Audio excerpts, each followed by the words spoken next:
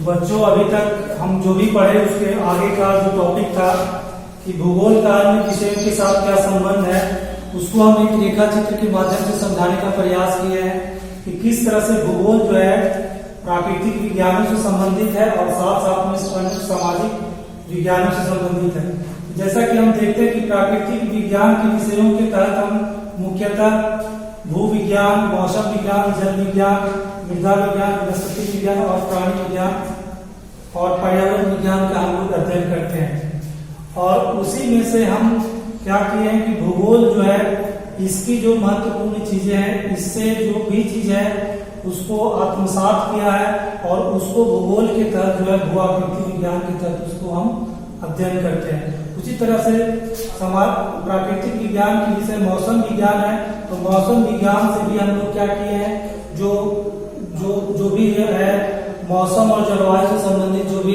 विषय वस्तु है उसको उठाकर हम भूगोल में अध्ययन करते हैं। जो भूगोल की एक अन्य शाखा के रूप में जिसका अध्ययन करते हैं उसको हम लोग यहाँ पे जलवायु विज्ञान करते हैं। उसी तरह से प्राकृतिक विज्ञान की एक अन्य शाखा जलवायु विज्ञान है, तो जलवायु विज्ञान की जो विषय वस्तु है उसको भूगोल में जो हम अध्ययन करते हैं उसको हम लोग क्या कहते हैं, समुद्र विज्ञान बोलते हैं। उसी तरह से मृदा विज्ञान है, तो मृदा विज्ञान से उसकी विषय वस्तु को और सूचनाओं को उठाकर भूगोल में जो अध्ययन करते हैं उसको हम मृदा भूगोल करते हैं। उसी तरह से वनस्पति विज्ञान से हम जो भूगोल की शाखाओं में अध्ययन करते हैं उसे पादप भूगोल करते हैं। और प्राणी विज्ञान की जो भूगोल में शाखाओं का अध्ययन करते हैं उसको हम प्राणी भूगोल करते हैं। और अभी जो है वर्तमान समय में जो है पर्यावरण विज्ञान पर विशेष बल दिया जा रहा है, क्योंकि अभी वर्तमान समय में global warming, climate change, ozone परत का क्षय, जल स्तर का घटना, ये सब समस्याएं हमारे सामने दृष्टिगोचर हो रही है, इसलिए पर्यावरण विज्ञान पर विशेष फोकस रहता है। और बच्चों सिलेबस में भी आप लोगों को पढ़ना है, तो पर्यावरण विज्ञान से जो जिन पहलुओं को हम भूगोल में अध्ययन करते हैं उस शाखा को हम क्या कहते हैं, पर्यावरण भूगोल बोलते हैं। तो यहाँ तक हम देखे, यहाँ तक जो भी थी प्राकृतिक विज्ञान का भूगोल की विभिन्न शाखाओं से किस तरह से भूगोल के साथ जुड़ा हुआ है, इसका हम लोग यहाँ पर अध्ययन किए। अब दूसरा पहलू को हम देखते हैं, ये तो हो गया आपको नेचुरल साइंस के साथ भूगोल का क्या संबंध। आप लोग का जो 11th का सिलेबस है यही सब पढ़ना है, यहाँ से लेके जो यहाँ तक आप देख रहे हैं बच्चों कि आप लोग को पढ़ना क्या है, भू आकृति विज्ञान पढ़ना है, जलवायु विज्ञान पढ़ना है, समुद्र विज्ञान पढ़ना है और मृदा का कुछ टॉपिक है और थोड़ा बहुत ये है जल संरक्षण से रिलेटेड है, तो यहाँ पर हम देखेंगे। और ये सब जो है पर्यावरण के तहत हम लोग इसका अध्ययन करेंगे। लेकिन यहाँ जब दूसरा पहलू अगर हम देखते हैं कि सामाजिक विज्ञान के साथ भूगोल का क्या संबंध, तो देखते हैं कि इतिहास की जिन विषय वस्तुओं को हम लोग भूगोल में भौगोलिक दृष्टिकोण से जो अध्ययन करते हैं उसको हम ऐतिहासिक भूगोल करते हैं। उसी तरह से समाज शास्त्र की विषय वस्तु को भूगोल में जो अध्ययन करते हैं तो उसको हम क्या करते हैं, सामाजिक भूगोल करते हैं। राजनीतिक शास्त्र की जो विषय वस्तु है उसका अगर भौगोलिक परिप्रेक्ष्य में जिसको हम अध्ययन करते हैं वो भौगोलिक शाखा को हम लोग राजनीतिक भूगोल करते हैं। उसी तरह से अर्थशास्त्र की जो विभिन्न प्रकार की जो शाखाएं हैं उसको भूगोल में अध्ययन करते हैं, उसको हम आर्थिक भूगोल कहते हैं। आर्थिक भूगोल को भी कई शाखाओं में बांटा गया है, जैसे कृषि हम पढ़ते हैं तो कृषि हो गया, उसके बाद उद्योग हो गया, उसके बाद संसाधन भूगोल, सब इसी के तहत ये अर्थशास्त्र में जो है भूगोल के साथ इसका निकटतम जुड़ा हुआ है और इसकी वजह से इसको हम थोड़ा सा विस्तार से यहाँ पे पढ़ते हैं। तो भूगोल अर्थव्यवस्था की जिन चीजों को हम लोग भूगोल में अध्ययन करते हैं उन शाखा को क्या बोलते हैं, आर्थिक भूगोल करते हैं। उसी तरह से भी वर्तमान समय में जनसंख्या पर भी बहुत विशेष फोकस है, क्योंकि जनसंख्या किसी भी क्षेत्र का एक महत्वपूर्ण पहलू होता है, उसकी प्रगति और ग्रोथ दोनों का एक कारण बनता है। इसलिए जनसंख्या जो है, जनसंख्या का हम अध्ययन करते हैं। तो जनसंख्या का समाज शास्त्र में जिसके तहत अध्ययन किया जाता है उसको हम जनांकिकी बोलते हैं। लेकिन उसी जनांकिकी में से जनसंख्या के जो महत्वपूर्ण पहलू है, जनसंख्या वृद्धि, वितरण, घनत्व और भी जनांकिकी संरचना हो गई, लिंग संरचना, आयु संरचना और साक्षरता, इन सब पहलुओं का अध्ययन करते हैं क्या इसके तहत करते हैं, तो जनसंख्या भूगोल के तहत। तो बच्चों यहाँ तक हम देखें कि यहाँ से लेके यहाँ तक हम देख रहे हैं, यहाँ तक हम देख रहे हैं ये क्या है, सामाजिक विज्ञान की ये शाखा है। और सामाजिक विज्ञान से किस तरह से भूगोल जुड़ा हुआ है उसको ये डायग्राम प्रदर्शित कर रहा है। और यहाँ पर हम देखते हैं ऊपर प्राकृतिक विज्ञान के साथ भूगोल जो है किस तरह से जुड़ा हुआ है इसको प्रदर्शित कर रहा है। चलो बच्चों, तो हम आगे चलते हैं। एक नेक्स्ट लास्ट टॉपिक जो मेरा है भूगोल की शाखाएं। हालांकि इतना पढ़ने के बाद जो है बहुत कुछ हमको स्पष्ट हो गया है कि भूगोल में क्या क्या शाखाएं हो सकती है, लेकिन फिर भी हम एक विस्तृत अध्ययन करने के लिए भूगोल में किन किन पहलुओं का हम अध्ययन करते हैं उसके बारे में हम लोग थोड़ा सा जान लें। तो बच्चों, अभी तक हम भूगोल को अध्ययन करने का दो तरीका हम लोग पढ़ चुके थे, क्रमबद्ध उपागम और दूसरा क्या है प्रादेशिक उपागम। तो क्रमबद्ध उपागम के आधार पर जो भूगोल की शाखाएं हैं उसको हम महत्वपूर्ण दो भागों में बांट कर अध्ययन करते हैं। क्या? पहली शाखा भौतिक भूगोल और दूसरी मानव भूगोल। तो आप लोग का सिलेबस में बच्चों जो पढ़ना है, आप लोग का जो भौतिक भूगोल का सिद्धांत उसमें सारा जो है यहाँ से मतलब मेरा रहेगा। जो 11th का सिलेबस है ये सब विषय वस्तु को अपने में समाहित किए हुए है। और ये 12th क्लास में जब हम जाएंगे मानव भूगोल, तो मानव भूगोल की जो विषय वस्तु है वो इससे 12वीं कक्षा में। तो आप देखेंगे कि भौतिक भूगोल को भी बहुत सारा शाखाओं में बांटा गया है, जैसे भू आकृति विज्ञान में, जलवायु विज्ञान में बांटा गया, जल विज्ञान में, मृदा विज्ञान में और जैव भूगोल। तो ये महत्वपूर्ण 5 शाखाओं में भूगोल को बांटा गया है, भौतिक भूगोल को। और भौतिक भूगोल को भी कई उप शाखाओं में बांटा गया, उसका भी सब क्लियर है। तो जैव भूगोल को जीव भूगोल में बांटा गया है, वनस्पति भूगोल में बांटा गया है, पारिस्थितिकी भूगोल में बांटा गया और पर्यावरण भूगोल में बांटा गया। और इन सारे पहलुओं का हम लोग भौतिक भूगोल में ही अध्ययन करते हैं। तो भौतिक भू आकृति में हम लोग बच्चों क्या करते हैं, भू आकृति में हम लोग पर्वत, पठार, मैदान, महाद्वीप के बारे में हम लोग यहाँ पे अध्ययन करेंगे। विभिन्न प्रकार के जो अपवाद तंत्र हैं उसके बारे में अध्ययन करेंगे। जलवायु में क्या अध्ययन करते हैं हम लोग बच्चों, तो मौसम, जलवायु, तापमान, वर्षा, वायुदाब, ये सब पहलुओं का हम लोग यहाँ पर अध्ययन करेंगे। अभी जैसे चक्रवात जो आई है उसका भी हम इसी भूगोल की शाखा के तहत हम लोग अध्ययन करेंगे। जल विज्ञान के तहत हम समुद्र के बारे में हम लोग पढ़ते हैं। यहाँ पे समुद्र में क्या नग्नता क्या क्या होती है उसके बारे में हम लोग अध्ययन करेंगे। साथ साथ में यहाँ पर नग्नता के साथ साथ जो समुद्री संसाधन है उसके बारे में भी अध्ययन करते हैं। यहाँ पर मृदा भूगोल के तहत हम लोग क्या करते हैं कि मृदा का जो सॉइल प्रोफाइल है उसके बारे में अध्ययन करते हैं। मृदा का वर्गीकरण है, मृदा का प्रकार है, मृदा परिच्छेदिका है, तो इन सब पहलुओं का हम लोग अध्ययन करते हैं। जैव भूगोल जिसको कि कई शाखाओं में बांटा गया है, इसके तहत जीव भूगोल के तहत हम क्या करें, मानव के अलावा जो भी विभिन्न प्राणी है तो उसका हम जीव भूगोल के तहत अध्ययन करते हैं। उसी तरह से यहाँ पर वनस्पति भूगोल में विभिन्न प्रकार की वनस्पतियों का हम लोग अध्ययन करते हैं। और परिस्थितिकी और पर्यावरण एक दूसरे से रिलेटेड है। यहाँ पर क्या है, मानव और प्राणी का पर्यावरण के साथ जो अंतर संबंध है उसका हम लोग इकोलॉजी में अध्ययन करते हैं, पारिस्थितिकी में अध्ययन करते हैं।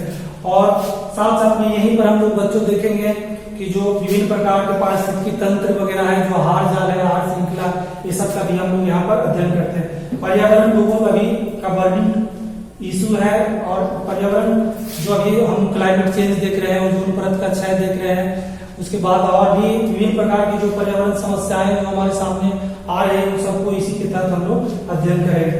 तो बच्चों ये भौतिक भूगोल की विषय वस्तु क्रमबद्ध उपागम के आधार पर। इसी तरह से दूसरा हम देखते हैं मानव भूगोल। तो मानव भूगोल को भी कई शाखाओं में बांटा गया है। जैसे पहला टॉपिक है सामाजिक सांस्कृतिक भूगोल।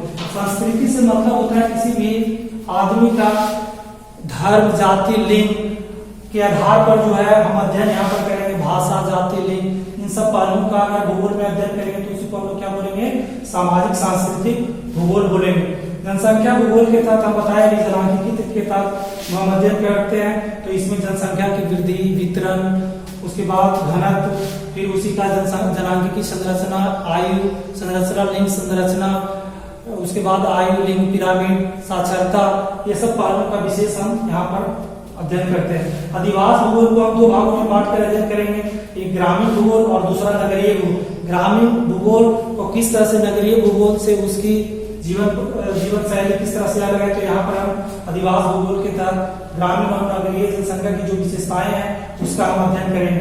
फिर आगे हम देखेंगे कि आर्थिक भूगोल के तहत, तो आर्थिक भूगोल को भी कई शाखाओं में, उप शाखाओं में बांटा गया है, जिसको कृषि भूगोल, औद्योगिक भूगोल, संसाधन भूगोल, ये सब बहुत इसको भी सब डिवीजन किया गया है, तो इसका अध्ययन बांट करके हम अध्ययन करेंगे।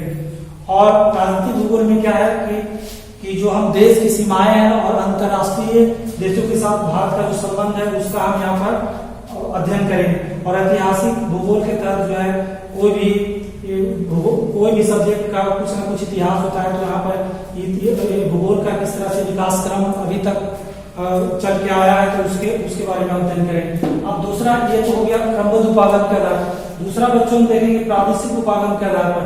तो ये एक्चुअली आप लोगों को सिलेबस में पढ़ना है, लेकिन जान लें कि क्या होता है। तो प्रादेशिक उपागम के आधार पर बताया कि कोई भी क्षेत्र को, पूरे विश्व को जो है क्या कहते हैं, प्रदेशों में, विभिन्न प्रदेशों में बांट करके हम लोग अध्ययन करते हैं। और विटलैसी के द्वारा 13 प्रकार के प्राकृतिक प्रदेशों का बांट करके अध्ययन किया गया है।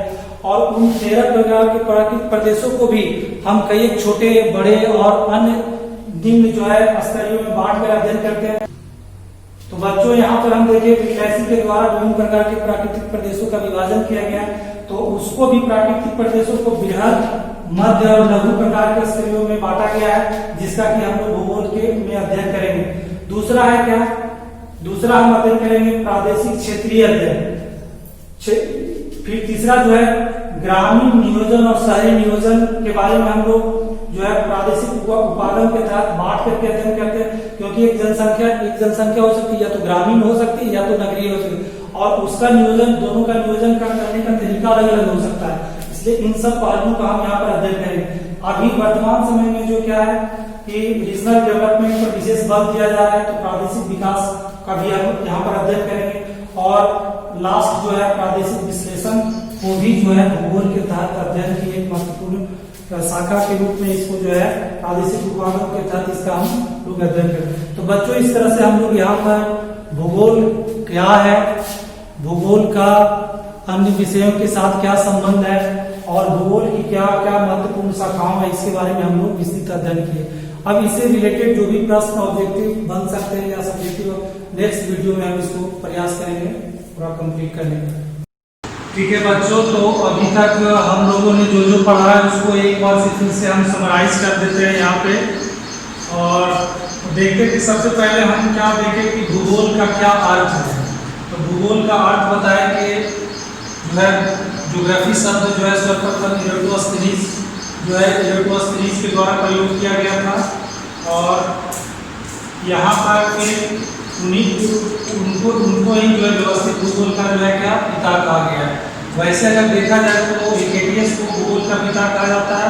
बाद में अगर आधुनिक काल में अगर देखते हैं तो अम्ब्रोस और रिटर जो है भूगोल का आधुनिक पिता कहा गया है। तो यहाँ पर हम उसका अर्थ देखे थे कि जियो प्लस ग्राफो, जियो का मतलब पृथ्वी और ग्राफोस का मतलब अध्ययन करना, यानी पृथ्वी का अध्ययन करना, ये क्या है भूगोल कहलाता है। तो एक सामान्य परिभाषा दिए थे, सर्वप्रथम हम बताए थे आप लोगों को कि पृथ्वी को मानव निवास के रूप में अध्ययन करना ही क्या है भूगोल कहलाता है। लेकिन बाद के विद्वानों ने इस परिभाषा को और संशोधित रूप प्रदान किया, जिसमें रिचर्ड हॉटसन की परिभाषा पूरा बताया डिटेल में, और फिर रिचर्ड हॉटसन और इसके बाद दूसरा जो है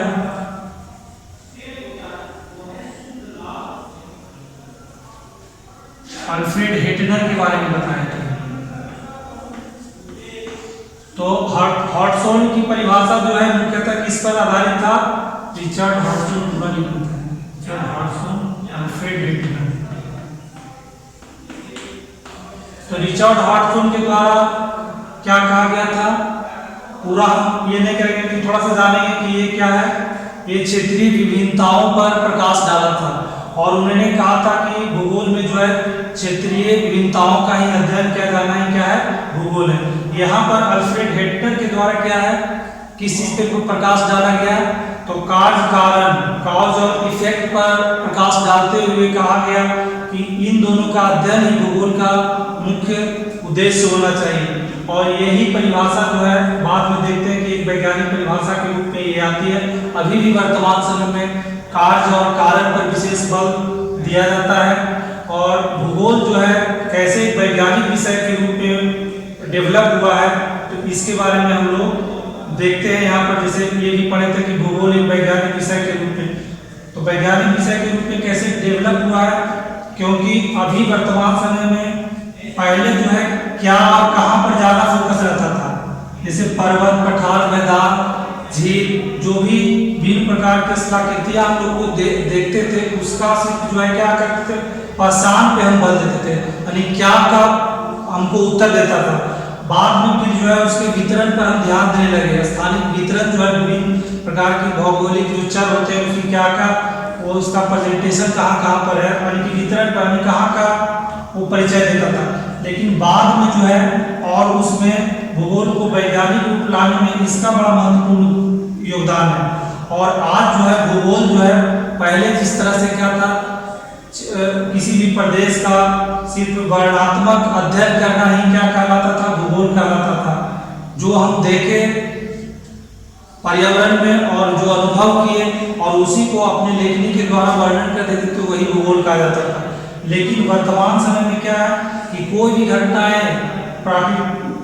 प्राकृतिक घटनाएं घट रहे तो उसके पीछे आखिर कारण क्या है, तो उस कारण की खोज भी भूगोल में की जाती है, यानी क्यों पर बल दिया जाता है। कोई भी घटना का उत्पत्ति के कारण या निर्माण की प्रक्रियाएं जो होती है, तो यहाँ पर बच्चों एक हम उदाहरण हिमालय की उत्पत्ति किस प्रकार से हुई है, तो कैसे जो है क्या, कहाँ, क्यों, किस प्रकार, कैसे, इस प्रकार की प्रश्नों का उत्तर देता है। तो यहाँ पर हम ये चीज बताए थे, एक उदाहरण के द्वारा हम यहाँ पर प्रस्तुत किए थे। फिर जो है हम यहाँ पर चर्चा किए थे कि भूगोलवेता जो है, भूगोलवेता में क्या क्या गुण होना चाहिए। तो एक भूगोलवेता में मुख्यतः जो है एक कुछ उसमें गणितीय पहलू का थोड़ा सा ज्ञान होना चाहिए, मानचित्र बनाने का उसमें ज्ञान होना चाहिए, ताकि हम किसी भी चीज का एनालिसिस। हम देखे थे लास्ट में जो मेरा टॉपिक था पढ़ाने का, वो भूगोल की शाखाओं को विभिन्न भागों में बांटे थे, जिसमें से पहला हम आपको बताए थे क्रमबद्ध उपागम के आधार पर, तो उसको दो महत्वपूर्ण भागों में बांटे थे, भौतिक भूगोल और दूसरा मानव भूगोल, और फिर इसका भी कहिए सब ब्रांच था। तो यहाँ पर हम भूगोल की शाखाओं को देखें और फिर जो है क्रमबद्ध उपागम के आधार पर तो देखें, इसके साथ साथ में हम जो है प्रादेशिक उपागम के आधार पर भी कई प्रकार के प्रदेशों में हम बांट कर यहाँ पे अध्ययन किए। अभी जस्ट इसके पहले हम अध्ययन इसी टॉपिक पर विशेष कर रहे थे। एक रेखा चित्र के माध्यम से कैसे कैसे टोटल उसका ब्रांच है भूगोल का, और उसको जो है एक रेखा चित्र के माध्यम से प्रदर्शित करने का काम किए। फिर आगे हम लास्ट टॉपिक देखे थे, लास्ट टॉपिक तो यही था, उसके जस्ट पहले हम देखे थे कि भूगोल का अन्य विषयों के साथ क्या संबंध है। तो वहां पर भी हम एक जो है क्या देखे, जस्ट हम देखे कि भूगोल जो है सेंटर पॉइंट में रहता है और कैसे जो है विभिन्न सामाजिक विज्ञान और जो है प्राकृतिक विज्ञान से कैसे कनेक्ट रहता है। यानी कि ये जो है भूगोल को कैसे भी कहा जाता है कि geography is a science of, geography is a mother science of all subject. तो यहाँ पर हम देखें, यहाँ से स्पष्ट हो जाता है इस रेखा चित्र से कि भूगोल जो है क्या है कि प्राकृतिक विज्ञानों से भी जुटा हुआ है और साथ साथ से सामाजिक विज्ञान की जो सामाजिक विज्ञान के तहत जो अन्य विषय है उसके साथ भी उसका डायरेक्ट संबंध है। तो ये भी हम अभी देखें बच्चों, भूगोल का अन्य विषयों के साथ क्या संबंध है। फिर वहीं पर हम देखें कि भूगोल एक समाकलन विषय के रूप में, अगर ये दोनों अगर आप समझ जाते हैं तो इसको समझने में दिक्कत नहीं है। समाकलन का मतलब क्या होता है, इंटीग्रेट करना। इंटीग्रेट करना यानी कि जो सामाजिक विज्ञान के जो विषय वस्तु है और प्राकृतिक विज्ञान के जो विषय वस्तु है, तो उसको वहां से हम कुछ ज्ञान को और सूचना को अर्जित कर करके फिर जो है क्या किए, हम भूगोल में समावेश किए, इंटीग्रेट किए, मैंने जोड़ने का काम किए। इसी में इसको समझने के लिए दो तीन टर्म हम लोग संश्लेषण टर्म को हम लोग यहाँ जैसे कहते हैं कि भूगोल एक संश्लेषणात्मक विषय है। तो सिंथेसिस या संश्लेषण का मतलब क्या होता है कि जिस तरह यहाँ पर जिस तरह से हम अभी हम देखें कि भूगोल का अन्य विषयों के साथ कैसा संबंध है, तो यहाँ पर हम देख रहे थे कि प्राकृतिक विज्ञान के विषयों को क्या करता है, आपस में ये लेने का काम करता है, और सामाजिक विज्ञान के विषय में यानी विभिन्न प्रकार के ज्ञान और सूचनाओं को भूगोल जो है लेता है और फिर जो है अपने तरह से उसको भौगोलिक दृष्टिकोण में जो है उसको क्या करता है, संश्लेषित करता है। तो इसी को हम लोग क्या बोलते हैं, संश्लेषण करते हैं। तो ये समझ के बच्चों, अंतर विषय का मतलब होता है कि भूगोल सिर्फ एक स्वतंत्र विषय नहीं है, बल्कि वो अन्य विषयों के साथ क्या है, संबंधित है, जो कि आपको चित्र से ही पता चल जाता है। और इसी को फिर सम्मिलित रूप से हम बोल देते हैं कि भूगोल एक समाकलन विषय के रूप में स्थापित है। तो ये बच्चों ये समझ गए हैं। अगर ये और ये दोनों अगर समझ जाते हैं तो इसको समझने में दिक्कत आपको नहीं। और इसके बाद शुरू में ही हम बताए थे भूगोल का डेवलपमेंट किस तरह से हुआ है। शुरू में जो है क्या है, तो प्रकृति को हम श्रेष्ठ मानते थे। बाद में जो है 18वीं शताब्दी में जो वाइडर डिनावलासे के द्वारा जो है मानव को केंद्रीय स्थान दिया जाने के कारण जो है भूगोल में जो है संभववाद की विचारधारा आई। उसके बाद फिर जो है देखा गया कि संभववाद जो है अपनी सीमा से बाहर जा रहा है। तो बाद में फिर जो है निश्चयवाद और संभववाद को जो है संतुलन करने का काम निश्चयवाद की संकल्पना किया। तो डेवलपमेंट इसी तरह से होता है। शुरुआत में जो भूगोल के विषय वस्तु होते हैं वो क्या होते हैं, प्रकृति से ही रिलेटेड ज्यादा होते हैं। पर्वत, पठार, मैदान, झील, झरने, मरुस्थल, है ना, इस तरह से जो भी प्राकृतिक चीजें हैं उसी का भूगोल के तहत अध्ययन किया जाता है। लेकिन जैसे ही 18वीं शताब्दी में हम पहुंचते हैं और भूगोल को एक वैज्ञानिक विषय के रूप में प्रतिस्थापित करने की बात जब चलती है तो वहाँ पर जो है क्या है, विभिन्न प्रकार के वहाँ पर जो है मानव को केंद्रीय स्थान दिया जाता है। और तब से लेकर अभी तक जो है भूगोल को जो है क्या है, भूगोल को अध्ययन करने में मानव को जो है केंद्र बिंदु रखकर ही भूगोल का हम अध्ययन करते हैं। और अभी वर्तमान समय में भूगोल में जो प्राचीन समय में निश्चयवाद, न निश्चयवाद, संभववाद और न निश्चयवाद की संकल्पना दिया गया था, उसी को आगे बढ़ाते हुए अभी वर्तमान समय में मानवतावादी, कल्याणकारी और व्यवहारिक उपागम का प्रयोग किया जा रहा है। क्योंकि देखा जाने लगा कि मानव ही जो है पूरा भूगोल का केंद्र बिंदु होता है और मनुष्य जो है इन प्रकृति पर अपना छाप छोड़ता है। तो क्यों नहीं मानव को सेंटर पॉइंट में रखा जाए और उसी के इर्द गिर्द जो है प्रकृति का अध्ययन किया जाए। तो बच्चों यहाँ पर हम देखें भूगोल का विकास के अध्ययन में किस तरह से विभिन्न प्रकार की विचारधाराएं आई, यहाँ पर भी हम देखें। और फिर ये भी देखें कि भूगोल की आकृति क्या, आप लोग से प्रश्न भी किए थे कि भूगोल की पृथ्वी की आकृति कैसी है, क्योंकि हम पृथ्वी का इसमें अध्ययन करते हैं तो पृथ्वी की आकृति से हमको जानकारी होना चाहिए। तो हम बताए थे कि क्या पृथ्वी की आकृति अगर पूछा जाए तो गोलाकार आप लोग नहीं कहेंगे, बल्कि क्या बोलेंगे। अब आप ऊंचे क्लास में चले गए तो आपका आंसर भी उसी तरह से, आंसर का लेवल थोड़ा अच्छा रहना चाहिए। गोलाकार नहीं है बल्कि क्या है, ऑब्जेक्ट स्फेरॉइड है पृथ्वी। और उसी को हम लोग क्या बोलते हैं, जियोड से देते हैं। और बोले थे कि जियोड अगर दोनों तरह से लिख सकते हैं, इसको देवनागरी में भी लिख सकते हैं या रोमन में लिख रहे हैं तो रोमन में, नहीं तो फिर इसको देवनागरी में ही लिखिए डायरेक्ट। और तो हिंदी में फिर वही शुद्ध हिंदी, लेकिन हिंदी ज़्यादा क्या होता है, जब जनरली यही पूछ देता है, ऐसा ही परीक्षा में पूछ देता है कि पृथ्वी की आकृति का एक विकल्प आपको दिया हुआ है। तो ये समझ गए बच्चों। तो इस तरह से सारा टॉपिक पे हम जितना भी भूगोल एक विषय के रूप में आपके सिलेबस में है उसके तहत सारा चीज पे हम चर्चा कर दिए हैं। अब इतना पढ़ने के बाद अगर हम भूगोल की विषय वस्तु को अगर बढ़िया से समझ गए हैं, हालांकि इसको हमको और पहले ही पढ़ाना चाहिए था, लेकिन फिर हमको लगा कि नहीं, पहले हम आपको अवगत करवा देते हैं कि भूगोल के तहत किन किन विषय वस्तुओं को हम अध्ययन करते हैं। तो यहाँ पर हम देखे थे कि जब शाखाएं पढ़ रहे थे तो विभिन्न प्रकार के विषय वस्तु था, हर एक का थोड़ा थोड़ा हम हाईलाइट किए थे, ज़्यादा डिटेल्स तो नहीं किए थे, लेकिन थोड़ा सा हाईलाइट्स किए थे। तो यहाँ से और इसको देखने के बाद जो है हमको लगा लास्ट में इसको करना ज़्यादा उचित रहेगा, इसलिए हम लास्ट में इसको कर रहे हैं। और सिलेबस में भी है आपको कि भौतिक भूगोल का क्या महत्व है। तो अगर महत्व है तो महत्व का मतलब क्या उसका उपयोग क्या है, भूगोल का महत्व क्या है, ये आप लोग को टॉपिक में भी पढ़ना है। तो हमको लगा कि उसी से रिलेटेड क्यों ना ये जो है आप लोग को बता दिया जाए कि भूगोल हमें क्यों पढ़ना चाहिए। हर एक सब्जेक्ट का पढ़ने का कुछ ना कुछ उद्देश्य होता है, तो भूगोल का भी कुछ उद्देश्य है, उसका कुछ महत्व है ना। तो उसी को ध्यान में रखते हुए हम जो है इसको बताना उचित समझे, और इसको जानने से भूगोल के प्रति हमारा थोड़ा सा जो है दृष्टिकोण में थोड़ा सा बदलाव आएगा। तो हम पहला देखते हैं कि भौतिक और प्रादेशिक विविधताओं को समझने में हमको क्या करता है, भूगोल हमको मदद करता है। प्रादेशिक विभिन्नताओं, तो हम एक उदाहरण के द्वारा बताए थे आप लोग को फिगर कि भारत में जो है क्या है, अगर प्राकृतिक दृष्टिकोण से देखा जाए तो भारत क्या है, भारत में कहीं पर्वत है, कहीं पठार है, कहीं मैदान है ना, उसके बाद कहीं पे मरुस्थल भी है।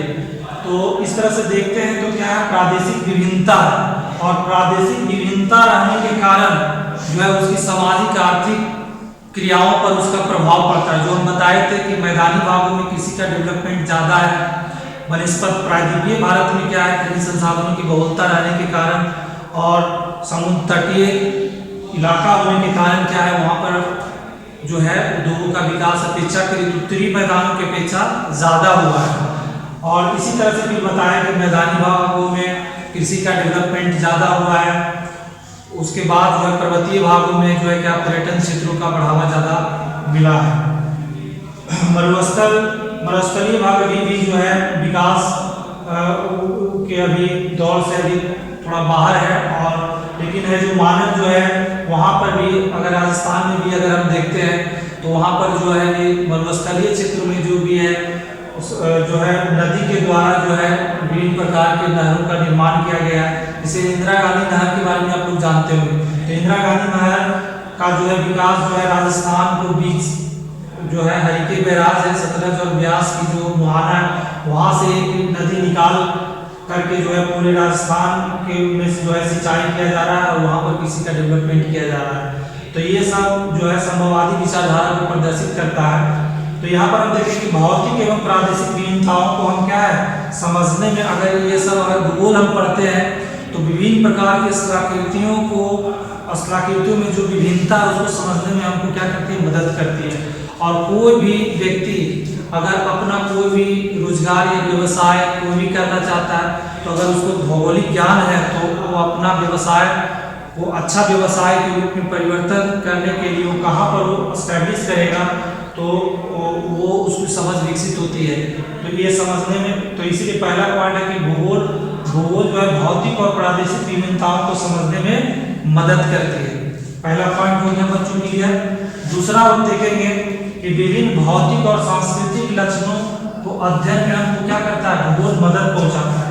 भौतिक लक्षण का मतलब क्या, जैसे आपसे प्रश्न पूछा, ऑब्जेक्टिव में भी प्रश्न पूछा जाएगा इसमें से कौन सा भौतिक लक्षण है, कौन सा सांस्कृतिक लक्षण है।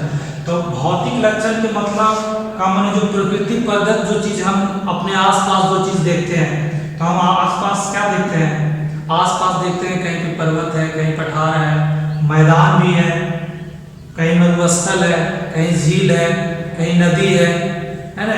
तो इस तरह के जो भी लक्षण हमको दिखाई पड़ते हैं सब क्या है, भौतिक लक्षण है। तो अगर हम भूगोल पढ़ते हैं तो विभिन्न प्रकार के प्राकृतिक लक्षणों को हमको से उससे परिचित होने का अवसर हमको मिलता है। उसी तरह से सांस्कृतिक लक्षण में क्या आता है, सांस्कृतिक लक्षण का मतलब हुआ कि यहाँ पर विभिन्न क्षेत्रों में विभिन्न लोगों का, भारत एक विविधता भरा देश है और यहाँ पर विभिन्न तरह के धर्म जाति के लोग रहते हैं, विभिन्न धर्म जाति वर्ग के लोग रहते हैं, और उसके समाज के अपने अलग अलग रिवाज है ना। तो उसी को हम क्या करते हैं, बहुत सांस्कृतिक लक्षणों के तहत हम लोग अध्ययन करते हैं। सांस्कृतिक लक्षण में और आ सकता है, सांस्कृतिक लक्षण का मतलब कि मानव की जो विभिन्न क्रियाकलापें हैं उसको भी इसी के तहत हम लोग अध्ययन करते हैं।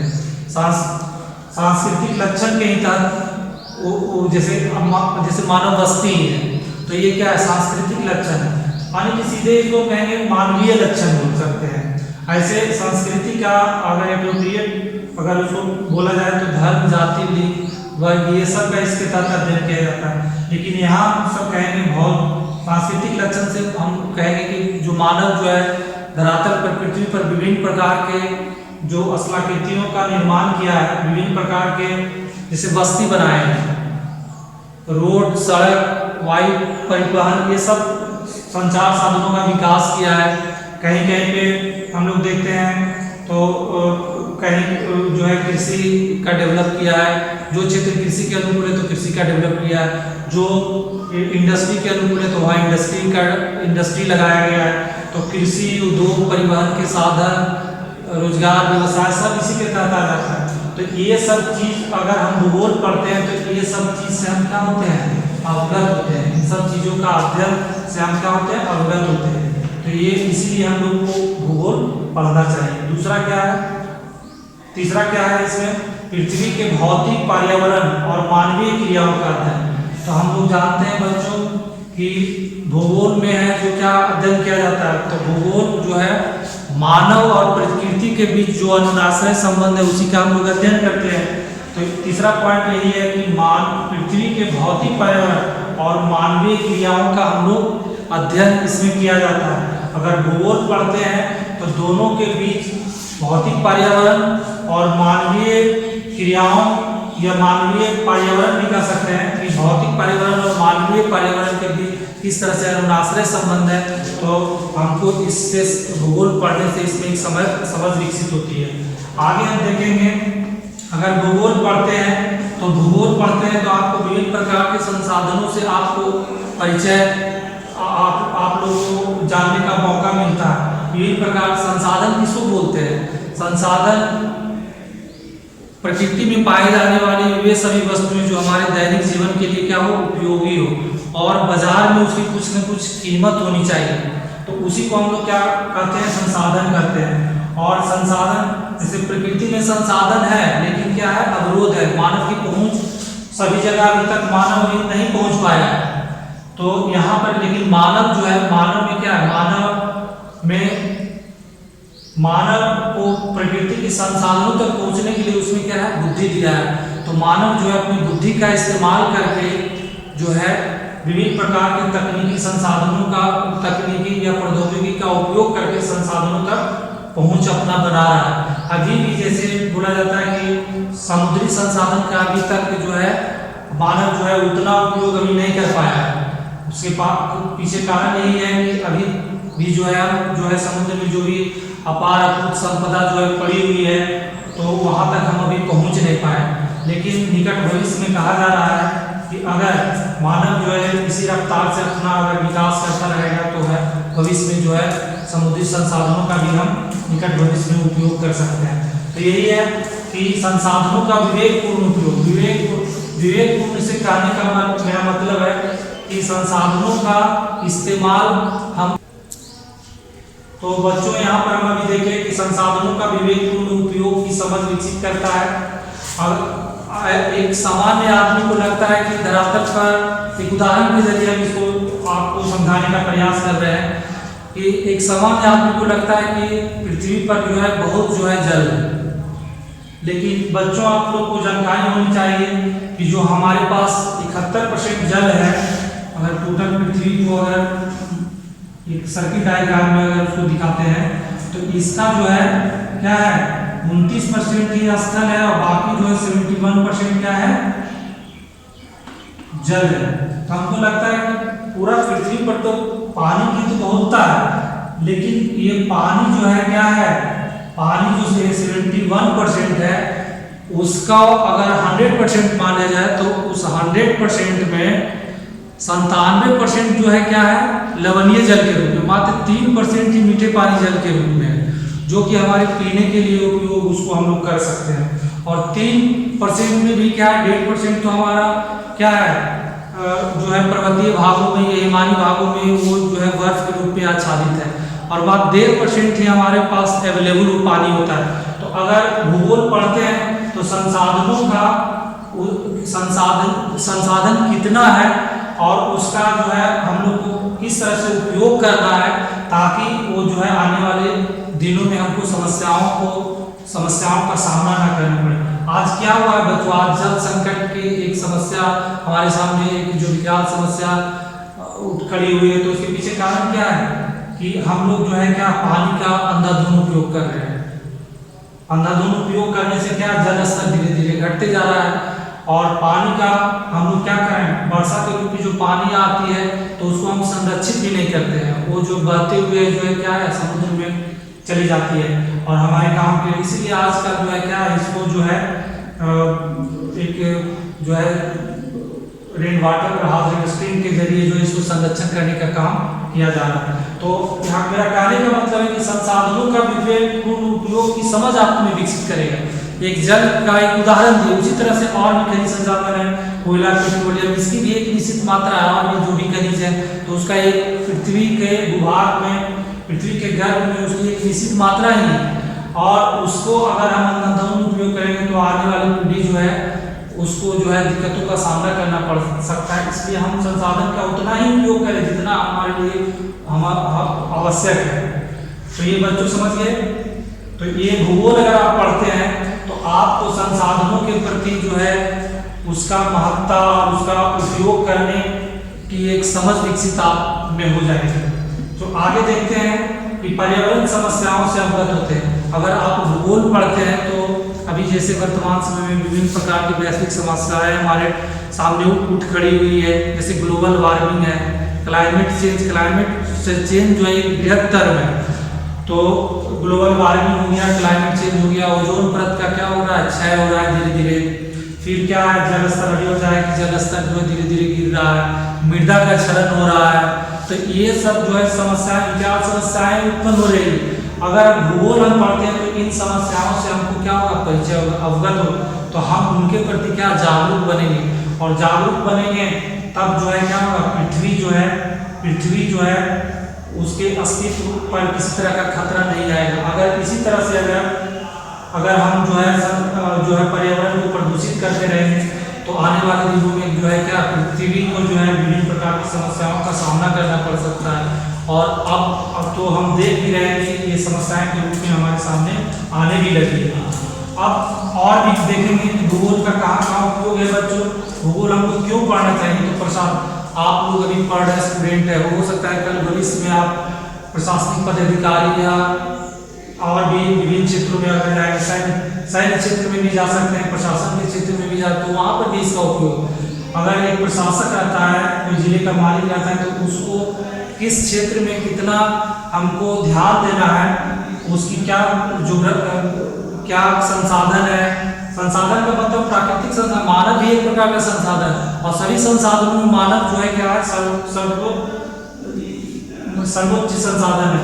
तो इन क्षेत्रों में हमको विकास करना है तो संसाधनों को अगर तो आपको ज्ञान रहेगा तो क्या है प्रशासनिक क्रिया विधियां बढ़िया से कर सकते हैं।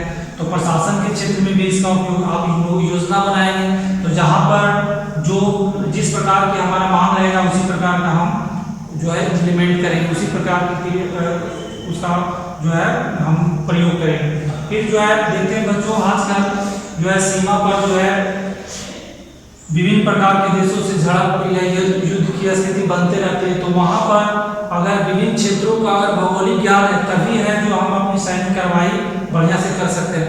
अगर हम किसी क्षेत्र की भूगोल की बढ़िया से जानकारी अगर नहीं है तो वहाँ पर क्या है, हम समझिए वहाँ पर मात खा सकते हैं। जैसे कारगिल में युद्ध हुआ था तो कारगिल में क्या है, सैनिक जो है पाकिस्तान के सैनिक जो है ऊपर से ही गोलाबारी कर रहा था, ऊंचे स्थान पर बैठे हुए, वो जो है उनको ज्ञान जो है वहाँ उस क्षेत्र का पहले से पूरा कर लिया था और पूरा योजना बनाकर कर रहा था। इसलिए भारतीय सैनिक जो है उस पर विजय पाने के लिए बहुत सी संख्या में इसको हताहत करना पड़ा। हालांकि अल्टीमेटली भारत की विजय हुई लेकिन बहुत से सैनिक हमारे मारे गए। लेकिन अगर हम क्षेत्रों के बारे में अगर पहले से अगर अवेयर रहते तो वहाँ पर जो है हमारे जो इतने सैनिक मारे गए वो मारे नहीं जाते। तो भूगोल का ज्ञान हर एक क्षेत्र में है।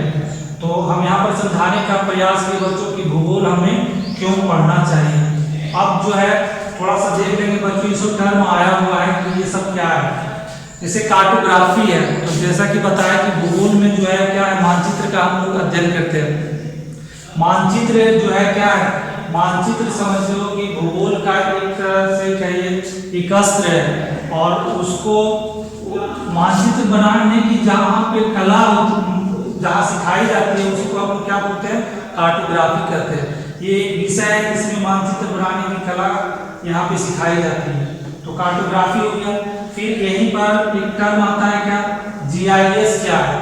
तो अभी वर्तमान समय में भूगोल में क्या है बच्चों, इसे कोई मैप बनाना होता था तो क्या हस्त निर्मित मैप ही बनाते थे हम। लेकिन वर्तमान समय में कंप्यूटर क्रांति और सूचना प्रौद्योगिकी क्रांति के कारण क्या हुआ है कि हम लोगों ने जीआईएस, भूगोल में भी जीआईएस, जीपीएस, रिमोट सेंसिंग ये सब का इस्तेमाल करने लग गए हैं। और ये सब का इस्तेमाल करने से क्या है कि भूगोल की जो शुद्धता है, आंकड़ों का विश्लेषण करने की क्षमता, उसमें क्या हुआ है, सटीकता थोड़ा ज़्यादा आई है। तो ये क्या है, जीआईएस क्या है, तो जीआईएस का मतलब होता है ज्योग्राफिक इंफॉर्मेशन सिस्टम, भौगोलिक सूचना तंत्र, भौगोलिक सूचना तंत्र, ज्योग्राफिक इंफॉर्मेशन सिस्टम। तो इसमें क्या होता है कि ये जो है जो हमारे हम लोग के द्वारा, जो देश के द्वारा छोड़ा जाता है कृत्रिम उपग्रह, तो वो क्या होता है कि कंप्यूटर से कनेक्ट रहता है और वो जो है सैटेलाइट के माध्यम से वो डाटा, पूरी पृथ्वी का डाटा को आंकड़ा इकट्ठित करते रहता है और उस डाटा को जो है विभिन्न स्पेक्ट्रम में जो है डाटा को कलेक्ट करता है और बाद में जो इसके जो एक्सपर्ट होते हैं जीआईएस के एक्सपर्ट, तो उसका भी जो है क्या करते हैं, उस डाटा को लेकर के वहाँ से फिर उसका जो है क्या करते हैं, विश्लेषण करते हैं। तो ये जीआईएस का भूगोल में इसका बहुत उपयोग हो रहा है, मानचित्रों में खास करके बनाने में इसका बहुत इस्तेमाल हो रहा है। तो जीआईएस संसाधनों का पता लगाने के लिए, खोजने के लिए, तो ये सब जो है पहले क्या था, वनों को पहले गिना जाता था, लेकिन अब क्या है, सैटेलाइट के माध्यम से जो है, रिमोट सेंसिंग के माध्यम से ऊपर से ही जो है क्या वनों की काउंटिंग कर लेते हैं कि उसके कैलोरी डेंसिटी के आधार पर जो है वनों की सघनता के आधार पर जो उसको माप करते हैं। फिर एक दूसरा टर्म आता है जीपीएस आता है। जीपीएस क्या है, global positioning system, global positioning system. तो ये क्या है बच्चों, तो ये किसी भी क्षेत्र की स्थिति को पता लगाने के लिए एक प्रकार का एक टेक्निक है, ठीक है। और यह भी आजकल हम लोग अपने मोबाइल में भी देखते हैं कि जीपीएस लगा हुआ रहता है। कोई भी स्थान पे अगर पहुंचना रहता है, अगर हमको किसी भी स्थान की अगर जानकारी नहीं है, अगर आपके मोबाइल में जीपीएस लगा हुआ है, रहता है मैक्सिमम एंड्रॉइड सेट में रहता है, तो अगर हम नहीं जान रहे तो खाली जो है अराइवल और डिपार्चर अगर लिख देंगे तो सारा आपको रूट की जानकारी दे देता है। तो भूगोल में भी जो है इसका जीपीएस का हम लोग इस्तेमाल, कोई भी स्थान पे हमको पहुंचना है, अगर हम उसके बारे में नहीं जान रहे हैं तो इसके माध्यम से वहाँ पहुंच सकते हैं। पहले क्या होता था कि आने जाने में बहुत समय लगता था, धन और समय दोनों खर्च होता था, लेकिन अब जीपीएस के इस्तेमाल से किसी भी जगह का लोकेशन को हम लोग जो है तुरंत में लोकेट कर लेते हैं। तो ये जो है क्या, स्थान को लोकेट करने में इसका इस्तेमाल। रिमोट सेंसिंग क्या होता है कि ऊपर से ही जो है वायुयान के माध्यम से ही जो क्या है क्षेत्र का जो है क्या करते हैं, ऊपर से ही, धरातल से ऊपर से ही वो क्या करते हैं, मानचित्र जो है ले लेते हैं और फिर उसी का हम अध्ययन करते हैं। क्या करते हैं इसको, सुदूर संवेदन, सुदूर संवेदन,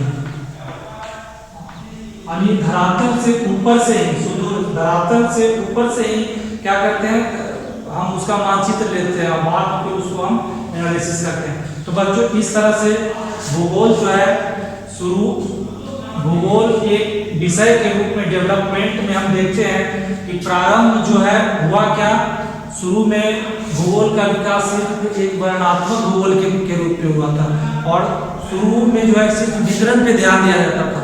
लेकिन वर्तमान समय में जो है भूगोल एक विषय के रूप में क्या है, वैज्ञानिक विषय के रूप में इसका अध्ययन किया जा रहा है और इसमें विभिन्न प्रकार के, जिस तरह से बताया कि प्राकृतिक विज्ञानों और सामाजिक विज्ञानों से इसका कनेक्ट करने का काम करता है, एक सेंटर पॉइंट है ये और सभी विषयों को क्या करता है, जोड़ने का काम करता है।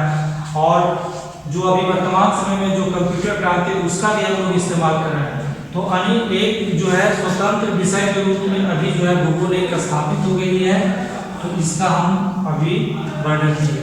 ठीक है बच्चों, तो अब इसी से रिलेटेड जो प्रश्न बनते हैं उसको हम देखेंगे।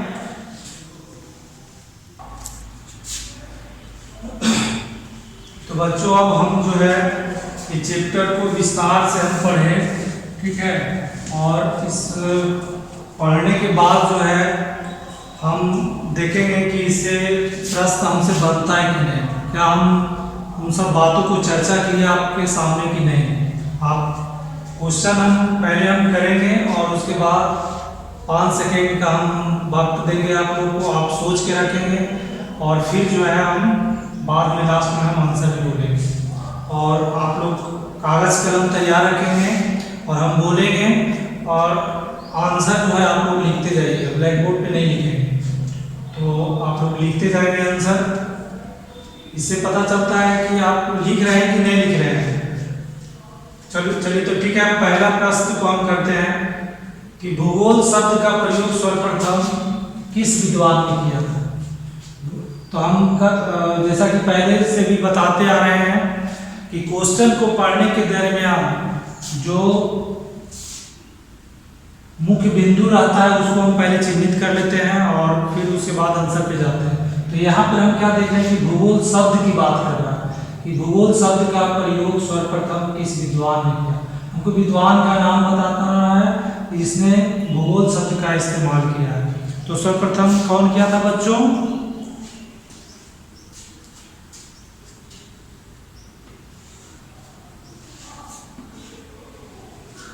सर्वप्रथम हम बोल रहे हैं तो इसमें किया था कौन? एरेटोस्थनीज, जो कहाँ के थे?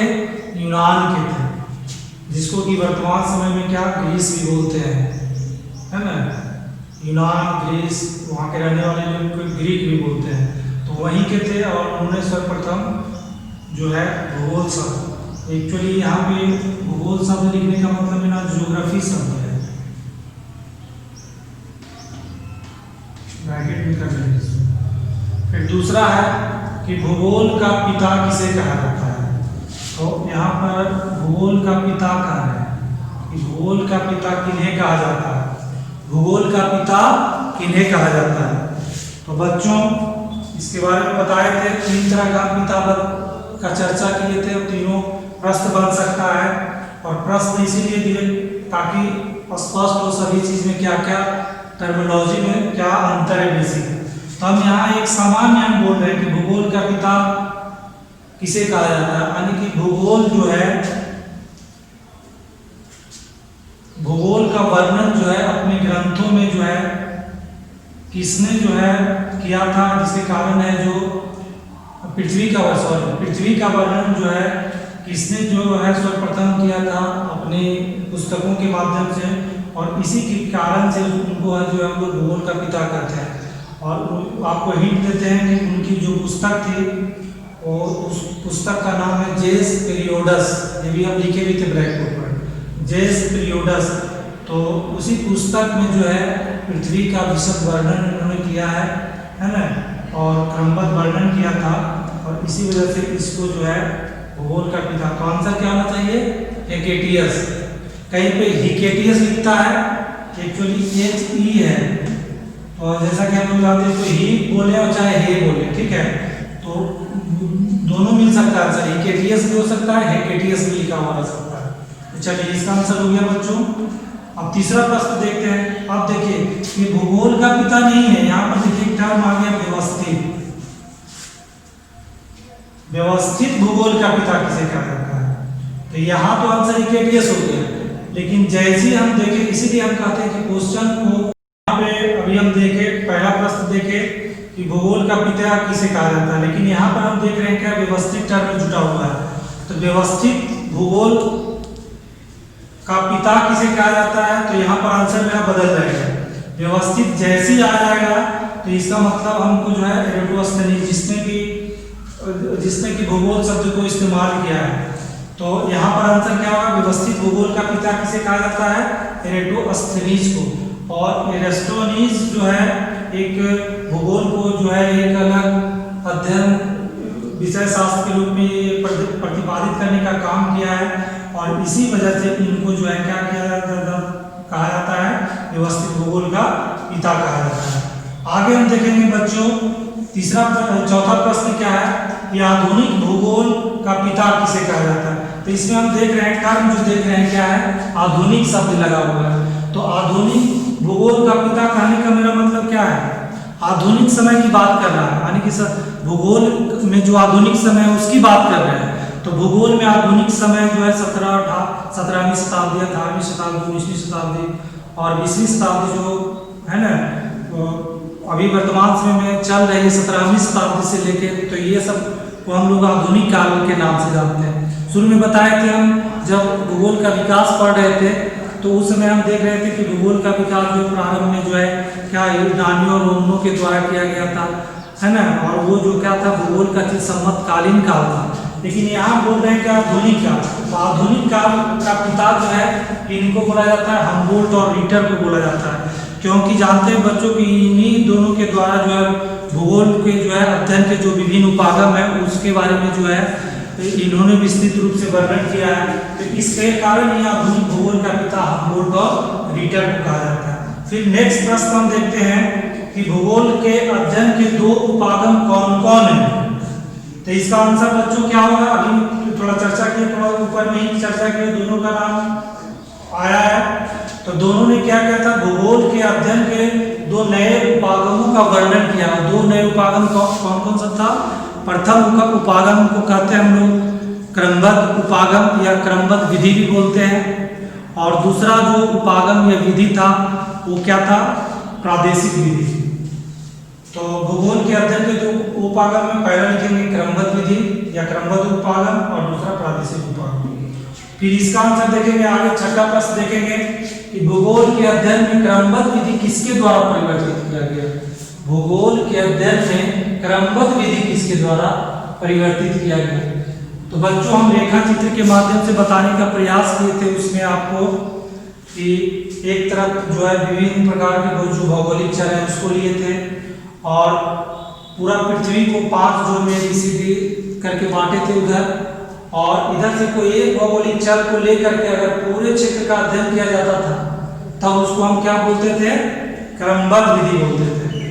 तो ये इसका आंसर ये जो है भूगोल के अध्ययन में क्रमबद्ध विधि किसके द्वारा प्रतिपादित किया गया है। तो ये लाने का काम किए थे भूगोल में कौन, हम्बोल्ट के द्वारा लाया गया था। आधुनिक समय में ही लाया गया था, और भूगोल में आधुनिक समय से मेरा तात्पर्य है 17वीं 18वीं 19वीं 20वीं सदी को ही हम लोग जो है आधुनिक काल कहते हैं। और जो भूगोल में जो 300 ईसा पूर्व से लेकर 600 BC तक का काल है उसको चीर सम्मतकालीन के नाम से जाना, क्योंकि शुरू में भूगोल में इसी समय जो है यूनानी और रोमन के द्वारा विकास भूगोल का किया जा रहा था, और वहाँ पर जो है क्या प्राकृतिक पहलुओं पर ज़्यादा ध्यान था, है ना। और जो भौतिक लक्षण देखते हैं या प्राकृतिक चीज़ों को हम लोग देखते हैं उसी का सिर्फ जो है वर्णात्मक चीज़ों पर और उसका वितरण पर ही विशेष मेरा बल रहता था। लेकिन बाद में जो है क्या है आधुनिक काल में जब आए तो हेटनर के द्वारा जो है परिभाषा दिया गया कि नहीं, भूगोल जो है सिर्फ वितरण और जो है विभिन्नताओं का अध्ययन नहीं करता है, बल्कि एक काउज और इफेक्ट का जो है इसमें अध्ययन किया जाता है। और फिर भूगोल जो है वैज्ञानिक विषय के रूप में हमारे सामने उभर कर आए। तो यहाँ पर बच्चों भूगोल एक क्रमबद्ध विधि का क्या आंसर होगा, हम्बोल्ट होगा। दूसरा आगे नेक्स्ट का प्रश्न है भूगोल के अध्ययन में प्रादेशिक विधि किसके द्वारा प्रवर्तित किया गया है। तो इसका आंसर क्या होगा बच्चों, प्रादेशिक विधि का इस्तेमाल कौन किया था। ये भी जो है क्या है भूगोल को अध्ययन करने का एक तरीका है। एक्चुअली दोनों अलग अलग नहीं है, देखने में लगता है अलग अलग, लेकिन गोल अल्टीमेटली दोनों का एक ही है। तो हम कहते हैं कि इसी तरह के जैसे भूगोल में कभी कभी आता है कि भूगोल में द्वैतवाद का विकास हो गया, जैसे इसके बारे में भी बोला जाता है। ये जो है विधि तंत्र से जो है ये दोनों में क्या है, लगता तो हमको देखने में क्या है कि ऐसे अगर इस तरह से अगर कहें तो भूगोल का बंटवारा हो जाए। एक को कहेंगे कि क्रमबद्ध विधि से भूगोल का अध्ययन किया जाए, एक कहेंगे कि क्या प्रादेशिक विधि से। तो भूगोल का विभाजन का खतरा, यानी कि एक ही चीज को विधि तंत्र को दो अलग अलग नजरियों से देखना ही क्या है, द्वैतवाद कहलाता है। तो ये जो विधि तंत्र से है, लेकिन अल्टीमेटली दोनों का गोल अल्टीमेटली एक ही है। तो आप कह देते हैं कि फिर बाद के भूगोलविदों ने ये दोनों में जो है क्या है एक दूसरे का पूरक माना गया है, और फिर जो है भूगोल का विभाजन होने से बच जाता है। तो ये चीज को हम देखेंगे। इसी तरह से भूगोल में द्वैतवाद, क्योंकि टर्म आया है आप लोग के देखते हैं फर्स्ट चैप्टर में द्वैतवाद कहीं लिखा, तो बच्चों हो सकता है आप लोग को समझ में नहीं आएगा। तो द्वैतवाद क्या है कि द्वैतवाद वो एक ही चीज को दो अलग अलग नजरिए से देखना ही क्या है, द्वैतवाद कहलाता है। तो ये तो मेरा विधि तंत्र से रिलेटेड है कि अध्ययन करने के लिए। लेकिन फिर जो है विषय वस्तु से रिलेटेड भी द्वैत बात हो जाते हैं। जैसे हम बताए थे कि जैसे भूगोल का विकास प्रारंभिक दौर में हो रहा था, तो प्रारंभ में जो है क्या अधिकतर भूगोलविद या अधिकतर लोगों के द्वारा क्या प्रकृति का अनुसरण प्राकृतिक पहलुओं पर ज़्यादा बल दिया जाता था और वहाँ पर निश्चयवाद की कल्पना जो है आती है। लेकिन बाद में फिर देखते हैं 18वीं शताब्दी में फ्रांसीसियों के द्वारा जो है, हालांकि लुसियन फेब्रे के द्वारा संभववाद की विचारधारा को लाया गया था और उसको संकल्पना के रूप में जो है वाइडर डी ला ब्लासी के द्वारा प्रतिपादित किया गया था। तो यहाँ पर जब हम देखते हैं तो यहाँ पर जो है क्या संभववाद की विचार यानी कि मानव को श्रेष्ठ माना गया है, प्रकृति को गौण माना गया है। तो इस तरह से हम देखते हैं कि वहाँ प्रकृति श्रेष्ठ है, यहाँ मानव। तो फिर यहाँ पर एक तरह का भूगोल में बंटवारा का एक दृष्टिगोचर होने लगा, कहीं आगे आने वाले दिनों में भूगोल में बंटवारा तो नहीं हो जाए। लेकिन बाद में फिर जो है ग्रिफिथ टेलर के द्वारा जो है ये दोनों में जो है समन्वय स्थापित करने का काम किया और अभी वर्तमान समय में जो समन्वय स्थापित करते हैं, तो जो जैसे अभी वर्तमान में सतत विकास की संकल्पना वगैरह जो आता है, तो वो क्या है निश्चयवाद संकल्पना का ही वो एक तरह का अपग्रेडेड रूप है। और अभी वर्तमान समय में कोई भी संसाधन का उपयोग करें तो उसकी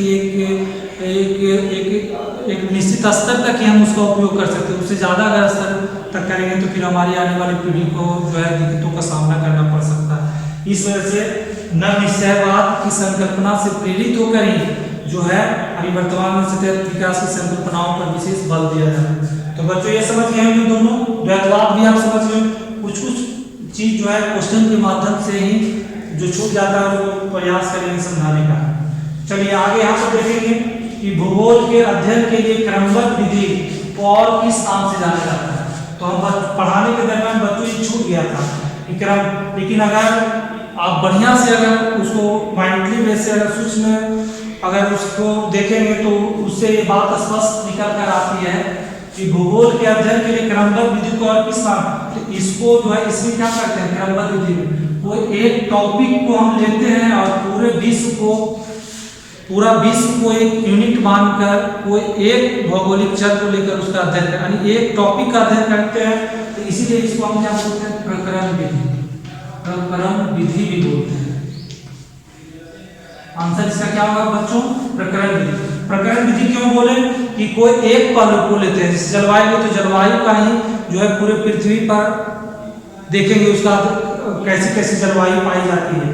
तो इस तरह से अगर अध्ययन करते हैं तो वहां पर तो हम विश्व स्तर पर ही अगर हम देश के स्तर अगर भारत को ही अगर लेंगे तो वनस्पति का चर्चा करना, तो पूरा वनस्पति का चर्चा पूरे देश में उसका कहाँ पर लोकेशन है, किस तरह की वनस्पति का प्रकार है, क्या उसका उपयोग है, इस तरह का अगर अध्ययन करेंगे तब उसको हम क्या बोलते हैं क्रमबद्ध विधि का। तो उसी को इसलिए हम क्या बोलते हैं प्रकरण विधि भी बोलते हैं। ये बताना उसमें छूट गया था, लेकिन क्वेश्चन के माध्यम से हम बताने का प्रयास किए। फिर आगे देखेंगे बच्चों कि पृथ्वी की आकृति को किस नाम से जाना जाता है। तो ये बच्चों सिंपल है, आप बचपन से ही पढ़ते आ रहे हैं, लेकिन गोलाकार नहीं कहेंगे, यहाँ पर क्या कहेंगे जियोट शेप कहेंगे। क्या बोलेंगे बच्चों आप लोग जियोट, या और भी अगर जियोट कहेंगे लिखा हुआ रहेगा तो ऑब्लेट एस्टेरॉयड आपको लिखा हुआ रहेगा। हिंदी में उसको कहेंगे लब्धवत्स गुलाब बोलते हैं और जियोट को हिंदी में गुआब बोलते हैं, है ना। तो ये दोनों आंसर रहेगा, जैसा विकल्प रहेगा उस हिसाब से आप आंसर इसको मानिएगा। फिर आगे है कि ज्योग्राफिया पुस्तक के लेखक कौन है। ज्योग्राफिया पुस्तक के लेखक कौन है, तो बताया बच्चों ये ज्योग्राफिया पुस्तक लिखने के कारण ही है जो है व्यवस्थित भूगोल का पिता कहा गया है उनको। तो इसका आंसर क्या होगा एरेटोस्थनीज। इसका आंसर क्या होगा एरेटोस्थनीज। आगे देखेंगे बच्चों कि भौतिक भूगोल की कोई दो शाखाओं का नाम लिखें। तो हम बताए थे भौतिक भूगोल को विभिन्न प्रकार की शाखाओं में बांटे थे हम। जैसे एक पहला इसका आंसर आप दे सकते हैं क्या भू आकृति विज्ञान, जलवायु विज्ञान, समुद्र विज्ञान, है ना। उसके बाद एक जैव भूगोल में बांटे थे, मृदा भूगोल में बांटे थे। फिर जैव भूगोल को भी कहिए कि कोई आपको दो आंसर दो को लिखना था यहाँ, तो आप समझ गए इसका आंसर कोई भी दो, जितना भी हम बोले उसमें से कोई दो आंसर आप यहाँ पे लिख देंगे। फिर मानव भूगोल की कोई दो शाखाओं का नाम। तो हम मानव भूगोल भी बताए थे जब पढ़ा रहे थे हम क्रमबद्ध उपागम के स्तर पर जो है भूगोल को बांटा गया है, तो भौतिक भूगोल और मानव भूगोल, और फिर मानव भूगोल को भी कई उप शाखाओं में बांटा गया है। तो यहाँ पर हम दे देंगे जनसंख्या भूगोल, फिर दे देंगे क्या बस्ती भूगोल या नगरीय भूगोल, ग्रामीण भूगोल, वो भी एक दो दे सकते हैं, राजनीतिक भूगोल, है ना, ये सब इसका जो है शाखा है। आर्थिक भूगोल वो दो दे देंगे। फिर आगे प्रश्न है कि भूगोल शब्द का किस भाषा से उत्पत्ति हुआ है।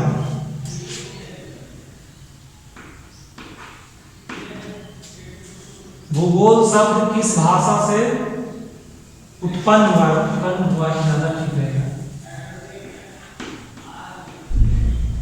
तो ये हम बता रहे थे जिस समय हम भूगोल का एक सामान्य परिभाषा दे रहे थे, तो हम बताए थे कि जियो का मतलब होता है क्या, पृथ्वी होता है, जियो का मतलब है, और ग्राफो का मतलब होता है क्या, टू स्टडी या टू एक्सप्लेन, यानी पृथ्वी का वर्णन करना।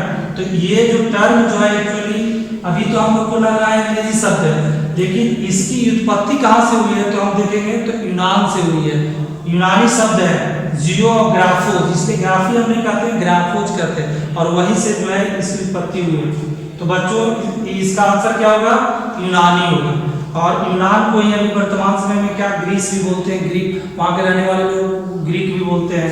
नक्शा में आप लोग देखेंगे कि जो है यूनान की अवस्थिति कहाँ है, ये आप लोग से नेक्स्ट क्लास जब देंगे तो उस समय फिर हम आपको नक्शा दिखाएंगे और यूनान को भी दिखाएंगे, रोम को भी दिखाएंगे। रोमन साम्राज्य का भी जो है शुरुआत में है, इन्हीं दोनों का भूगोल में जो विकास इन्हीं के लोगों के द्वारा भी किया। तो रोमन साम्राज्य कहाँ पर, इटली को ही हम क्या, इटली की राजधानी क्या है, रोम है, तो वहीं पर जो है रोमन साम्राज्य का विकास हुआ था। तो ये इसका आंसर क्या हो जाएगा, यूनानी। देखो फिर आप नेक्स्ट प्रश्न पर हम आते हैं कि जीआईएस का पूर्ण रूप क्या है। तो जीआईएस को हम लोग क्या बोलते हैं, ज्योग्राफिक इंफॉर्मेशन सिस्टम। ज्योग्राफिक क्या है बच्चों, में थोड़ा देर पहले हम चर्चा की है। इसका आंसर क्या होगा, ज्योग्राफिक इंफॉर्मेशन सिस्टम, यानी भौगोलिक सूचना तंत्र हिंदी में कहेंगे। फिर लास्ट प्रश्न है कि कौन सा प्रश्न कार्य कारण से जुड़ा हुआ है, कौन सा प्रश्न कार्य कारण।